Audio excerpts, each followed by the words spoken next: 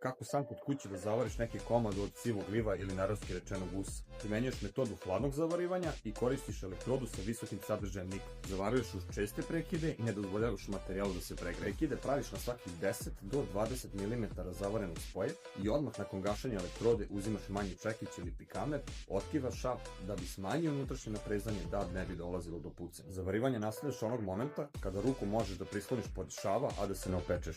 Podijeli ovo sa nekim i obavezno me zaprati.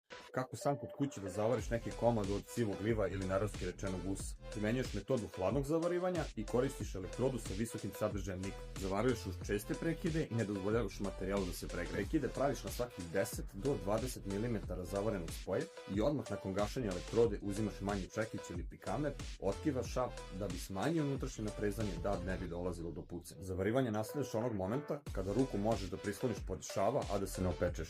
Podijeli ovo sa nekim i obavezno me zaprati.